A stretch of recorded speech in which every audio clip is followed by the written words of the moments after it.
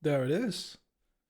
The Rip is in issue number 4, and the short story that comes with it, Catch and Kill. This time it's written by the Saska sisters, Jan and Sylvia Saska. The art is done by Sebastian Garcia and colors by João Canola. Um, I'll give a short premise.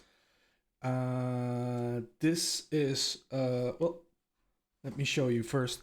This is Winslow Valiant. He's an investigative reporter that is currently chasing a lead of war vets going missing. He's called in by his editor-in-chief and introduced to his new partner, Betty Brooke, a very talented photojournalist. Together, they follow the lead and they end up in a very dangerous situation. As you can see, the art is different from what we've seen before. I'm very used to the art of Jack Herbert and Joe Bennett. They're both great artists and very experienced. This art reminded me more of watching the old Batman animated series. It's a combination of colorful and very fine artwork that portrays atmosphere very well, as you can see here. The way the panels are lined up is very orderly, very sequential, which makes sense because it's a very story driven.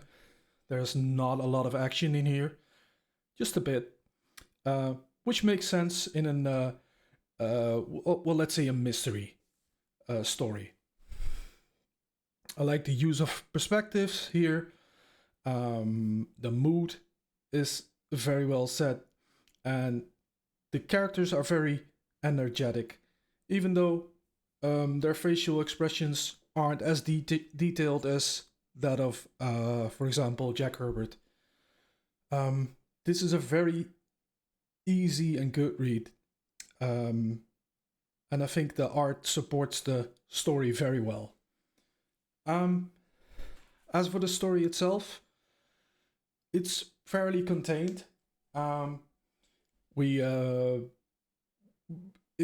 I first heard about this character, or when we got promos of that this was coming up in the new Ripazine, I thought, this looks a lot like Salvage PI.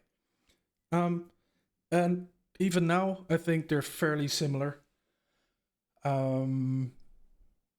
Obviously, they have different professions, but they're both mystery investigation stories done by a person who has accept powers. Now, we know from Salvage he has exceptional hearing, which helps him be a good detective. Valiant has a acceptability that will help him investigate. He's assisted by Betty Brooke, and I think it's better. He has a dynamic now. They can play off each other. He's not as much of a lone wolf as Salvage is. So the characters do intrigue me. The story was a bit too reminiscent of Salvage, in my opinion, but I think Salvage did it better because I feel like there were too much tie-ins here. So we get to see characters we've seen like tens of different times now in different Rippaverse books.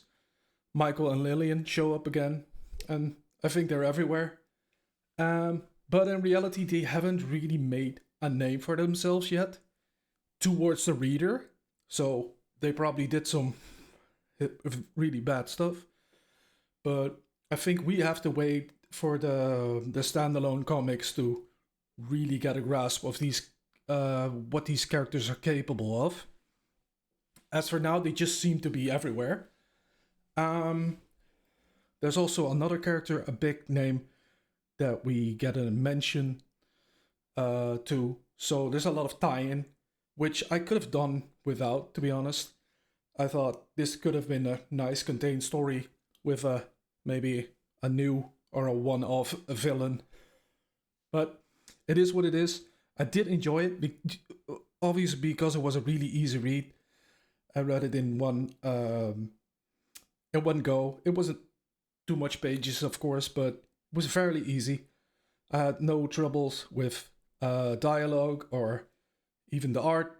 Very good read.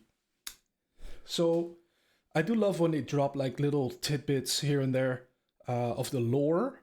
So they expand upon the Rippaverse world.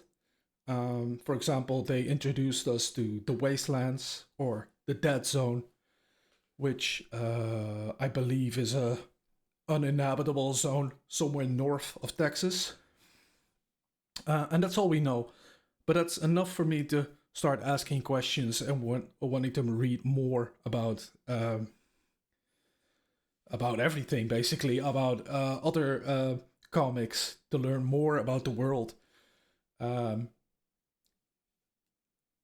and then, yeah, like I mentioned before, they both have acceptabilities. I won't spoil them, but they're interesting.